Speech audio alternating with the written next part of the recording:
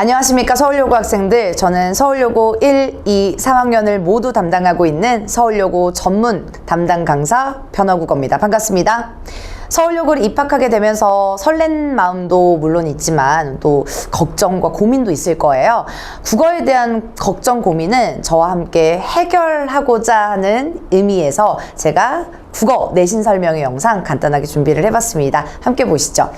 우선 서울여고 1학년 국어 시험 범위는 교과서, 그리고 학교 프린트, 그리고 이렇게 수업 시간에 다루지 않은 외부 지문까지 시험 문제에 나올 가능성이 굉장히 높은데요.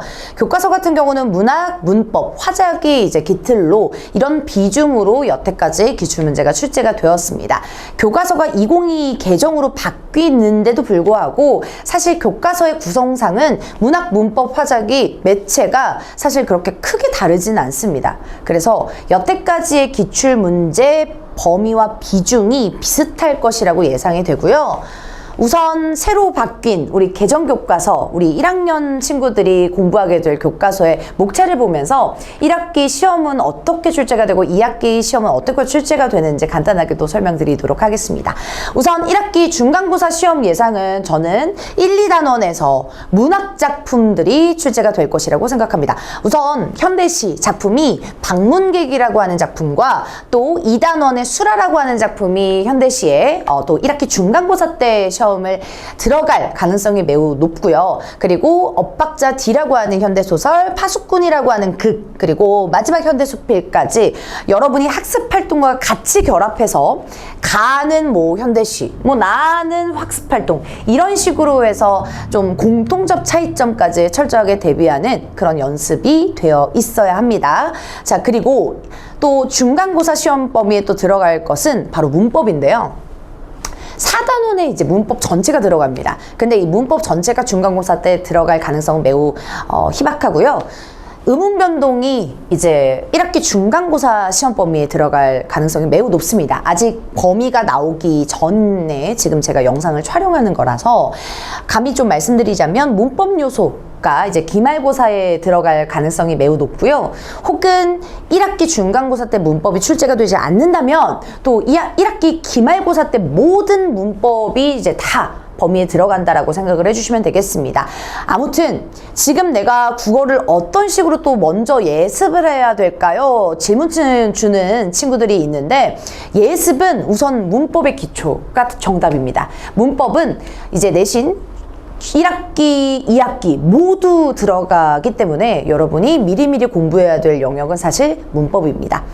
뿐만 아니라 아까 비율 보셨죠? 화법과 작문, 매체까지 약 10%의 비율로 이제 시험 문제를 출제하게 되는데 3단원과 5단원이 작문, 매체, 그리고 화법과 작문입니다. 그래서 10%의 비중으로 1학기 중간고사, 기말고사 각각 들어갈 가능성이 매우 높고요. 그래서 문학과 문법을 기본 토대로 화법과 작문 혹은 작문과 매체를 덧붙여서 이렇게 공부를 해 주셨으면 좋겠습니다.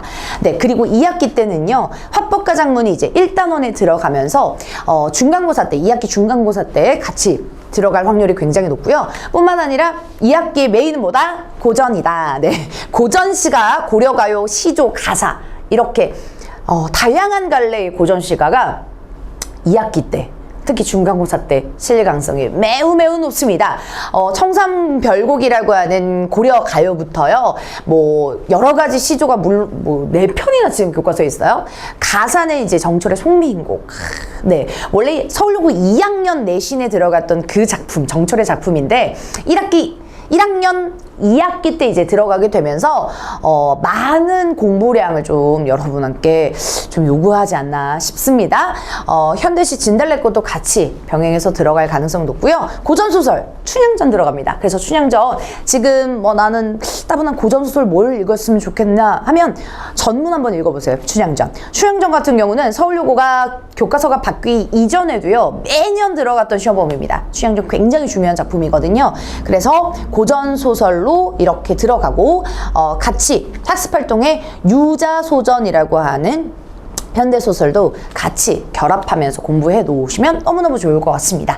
자, 그리고 또 작문과 매체, 화법과 작문 3단원, 5단원의 공통국어 1과 유사하게 공통국어 2도요. 이렇게 배치가 되어 있으면서 약 10%에서 15% 비중으로 들어갈 수 있겠구나 생각을 해주시면 되겠고요. 문법 같은 경우는 지금 단원명이 이제 변화하는 국어인데 사실 뭐 변화국어 뭐 이렇게 비슷하지만 중세 국어라고 생각해 주시면 됩니다. 우리 3학년 때, 중학교 3학년 때요.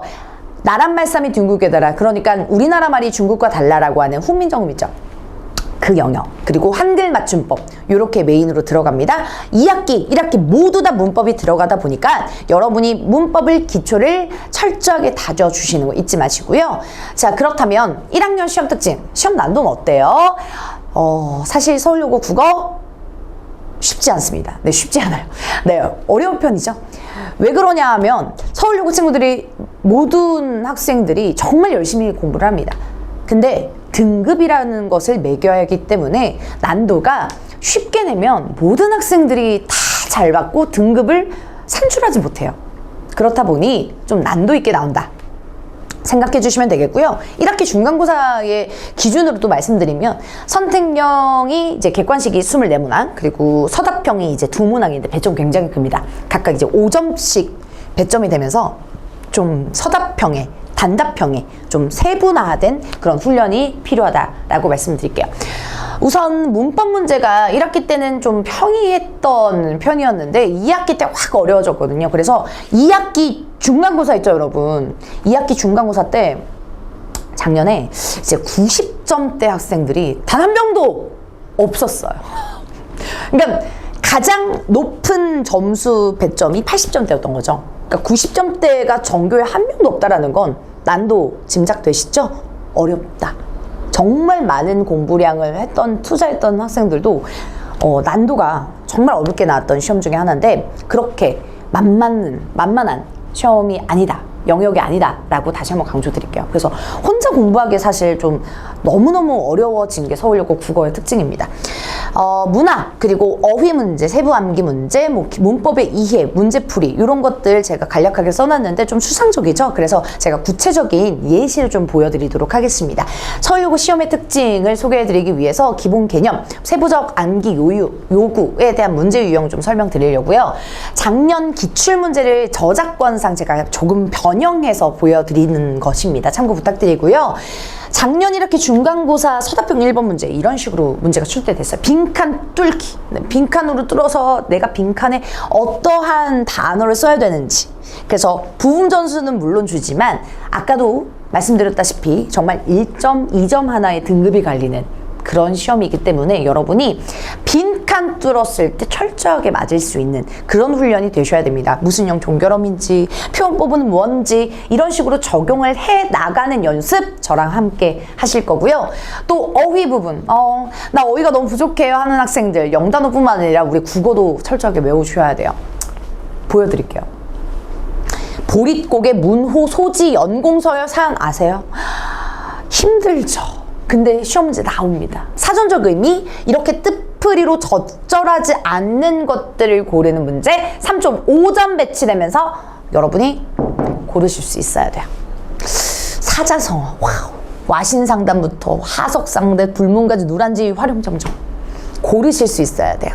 가를 대체할 수 있다. 문맥적인 의미, 사자성어도 알아야 되고 문맥적인 의미도 아셔야 돼요. 이런 어휘들이 매번 시험 문제에 출제가 됩니다. 변별력 있게. 그리고 외부 지문, 복합 지문도 출제가 됩니다. 예를 들어 이거 작년 기출인데요. 작년에 이제 시험 범위에 상충곡이 들어갔습니다. 고전 시간인데요. 이 상충곡이 시험 범위가 들어갔지만 나 작품은 수업 시간에 학교에서 알려주지 않는 생판 처음 보는 현대시 가을 떡갈나무 숲이 나왔습니다. 이렇게 해서 공통점으로 가장 적절한 걸 고르는 게 3.9점이거든요, 여러분. 그래서 이렇게 선택지가 있을 때 여러분은 나는 상충곡만 아는데 어떻게 실시간으로 이렇게 모의고사도 아니고 수능도 아니고 이렇게 실시간으로 현대시를 분석할 수 있나요? 질문을 굉장히 이제 국어학원을 들어오기 전에는 질문을 많이 주는데 저와 수업하다 보면 이런 스킬 바로 알려드리죠. 네, 시험 범위를 기준점으로 먼저 소거를 하시고 그 다음에 이 소거된 선택지를 가지고 외부 지문에 대조를 해보는 연습 저와 함께 너무너무 많은 연습을 할 겁니다. 시험 다가오기 직전까지도요. 그리고 서울여고 국어의 특징상 아우 현란해요. 어떤 것들이 현란이냐면 이제 보기예요. 보기가 사실 굉장히 길이가 깁니다. 제가 타이틀을 이렇게 적은 게 이제 과장하는 것이 아니라 시험지가 이제 두 단으로 이렇게 구성이 되잖아요. 선이 왜 이러죠? 네. 두 단으로 이렇게 구성이 되잖아요. 이렇게 선이 이렇게 구성이 되면 이렇게 보기 지문이 여기서부터 뭐 여기까지 돼요. 그러니까는 거의 뭐 엄청 길이가 긴, 그러니까 보기 읽다가 시험을 그냥 다 끝날 수도 있는 그런 길이로 출제가 됩니다. 제가 저작권상 또 길이가 너무 길어서 후략으로 지금 지칭이 되었는데 이렇게 보기 1과 윗글하고 같이 읽으면서 선택지 보시면 윗글과 보기 모두 뭐 달리 이런 식으로 공통점 차이점 물어보죠. 그러니까 사실 이 보기를 어떻게 해결해야 되냐, 이 시험장에서 정말 이 50분 안에 이걸 다 풀 수 있냐, 훈련을 하시면 할 수 있으십니다. 예, 충분히 하실 수 있고요. 이런 보기 독해하는 방법도 수업 시간에 당연히 알려드립니다. 마지막으로 개수 제한 없는 모두 고르시오 문제가 정말 킬러 문제로 많은 친구들이 틀렸는데 그 대망의 악명 높은 2학기 중간고사, 이런 문제 유형들이 너무 많이 나왔기 때문에요. 가를 2군도의 반응으로 적정한 건 모두 고르면, 근데 뭐가 빠졌죠? 중학교 국어랑 다르죠? 개수가 없어요. 아, 2개인지 3개인지 4개인지 몰라요. 그러면서 점수를 고르래요. 모두 적절한 거 고르래요.